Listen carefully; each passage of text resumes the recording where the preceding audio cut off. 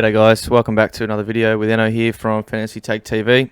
Today I'm going to be doing some power rankings. We'll start off with the defense. I want to do these just over the next few days just to put something out there before the game start.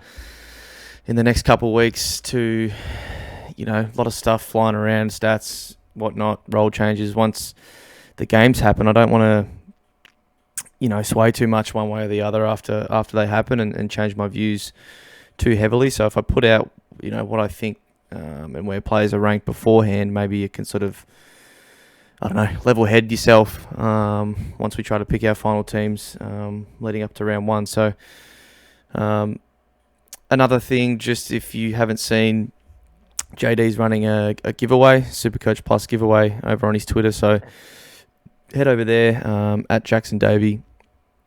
And follow what you need to do to get involved with that. And the last thing before I get into this is I did announce in the Discord that as you can see, when is it? Wednesday, the 16th of March.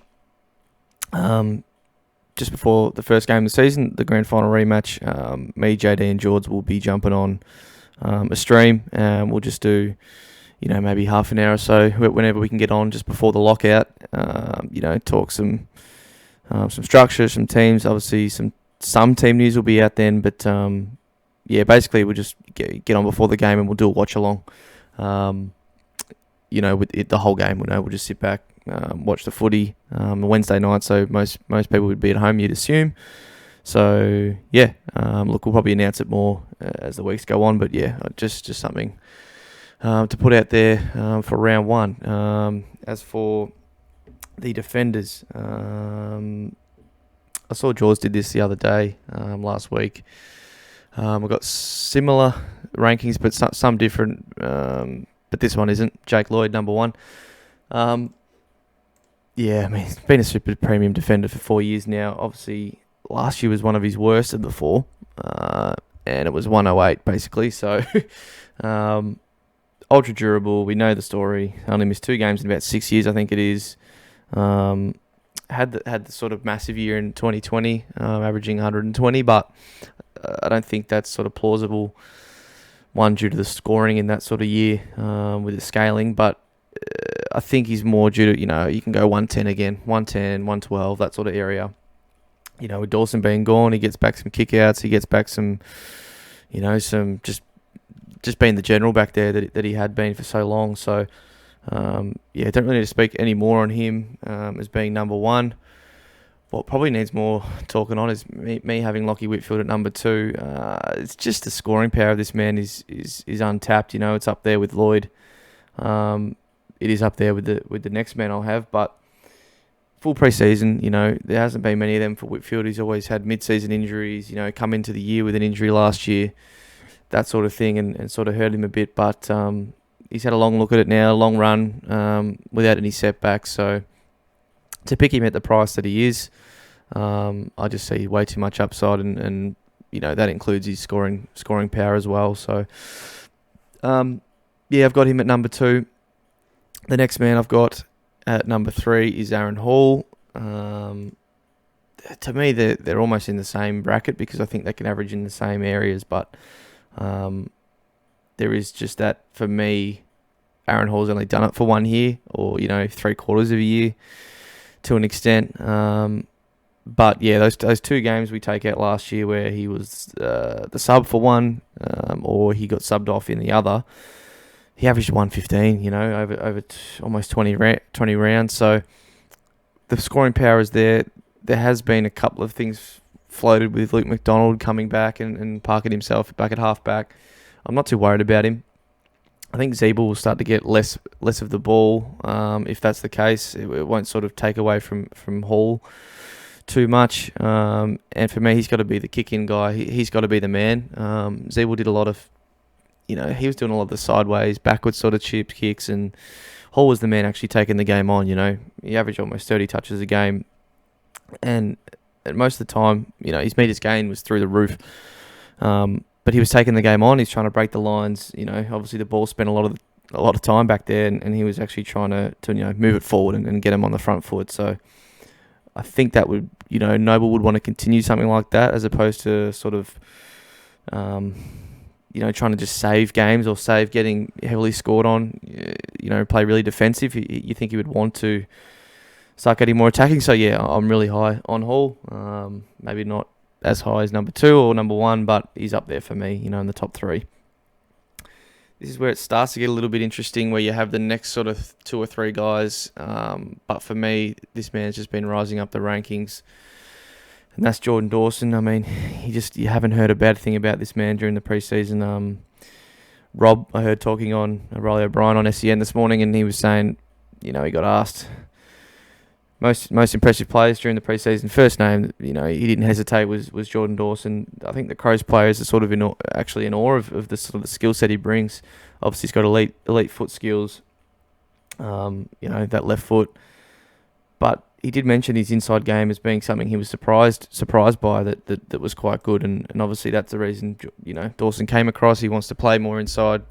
Play that inside outside. But, even as a wingman, we saw last year, he has quite a high ceiling and averaged about 110, I think, sort of post by in that wing half forward role. So can still score in either position. Obviously, you prefer inside mid as more of a floor for a player. Being around the ball, you're not really going to drop too many stinkers, you wouldn't have thought.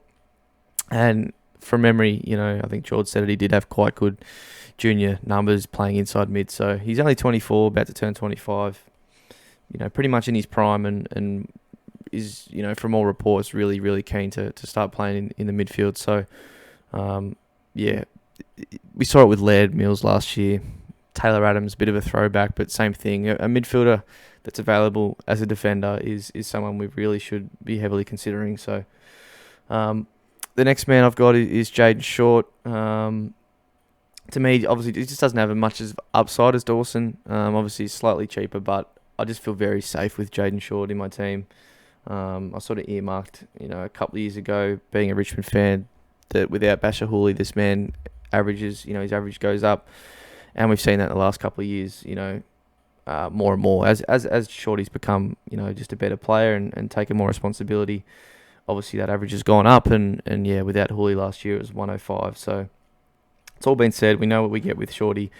Hopefully he just sort of improves his ball use a little bit. Last year it wasn't too great compared to his year before, but that largely probably due to the fact that the Tigers were very, very poor themselves, and probably just was bombing it a lot, taking on some risky kicks to get out of some sort of sticky situations. So maybe you don't foresee the Tigers sort of turning it around, or maybe just even if it's a slight improve on last year, they were pretty bad. So I do see them slightly improving. It comes down to midfield depth and injuries and stuff like that. But there's still a lot of talent there on the list. Whether they can bring it together, who knows?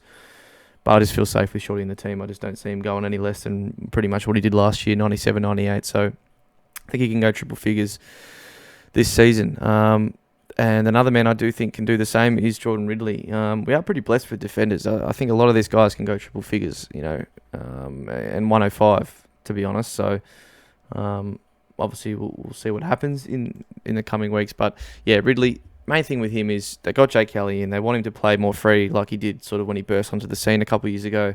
When he started getting regular games. That's what they got Kelly across for. The other thing is just does he get kickouts back from Redmond? That's the one thing we want to see. So for now, I've got him at 6. Could easily move up to 4 or 5 if we see, he sort of has a lion's share of them again. Because, it's not going to be, I picked him last year and it's not going to be the 30 touches a game like it was. But it could be closer, to 25. He's, and if he gets that as much as the, as long with the intercepting that he can do, which he's quite good at, then I could see 105. Maybe even a 110, absolute best case for Ridley. Obviously, I don't think we'll see that 120 again, but yeah, I can see a 110 in this guy. Just everything sort of needs to fall right with him. Number 7, I've got Jack Crisp. What you see is what you get with Crisp. We all know it. Played over 100 odd games straight. Probably it's nearing 200, but he's priced at the top dollar, and that's the reason I have him sort of lower here. And he has only done the triple figures once before the sort of breakout 105 season.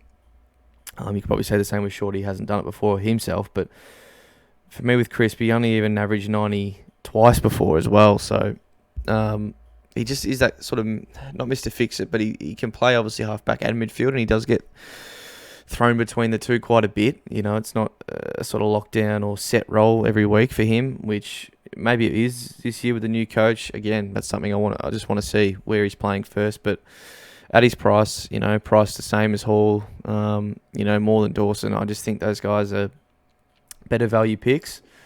But that doesn't write Crisp off as an option for the season. Just for me as a starting pick, he's in 26% of sides, so quite a lot. I think we can get him at a more reasonable price, and I want to see what his actual role is going to be under Craig McRae. So yeah, still like Crisp as a pick. He's definitely in the top 8, midfield defenders for me. So the last guy, we'll pay some respect to Tom Stewart just because of what he produced last year before the injury. The Liz Frank, that's the only thing that's keeping him down in the rankings really, because he was just super consistent. There were some 90s in there. You want to see obviously tons as much as possible, and he hasn't really shown a massive ceiling, which I don't know why. There was a couple of games last year where you felt like he was so dominant it was deserving of 150, but just doesn't seem to get them for whatever reason. But yeah, Bloke's a star.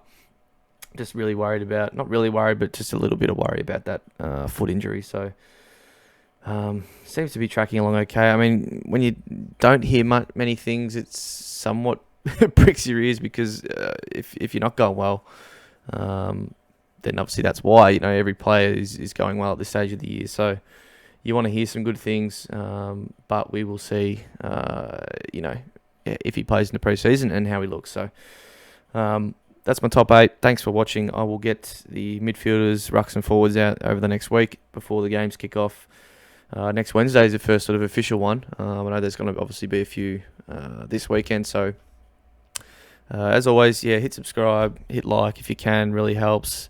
Follow me on Twitter, the other guys on Twitter, Fantasy Take TV, and join the Discord. There's plenty of research going in to the preseason. A lot of just news. There's probably you're not going to miss any news in the Discord. There's always someone posting something. We've got a channel there going with all the preseason stuff, injuries, whatnot, player reports. So yeah, get involved, and I'll see you guys in the next one.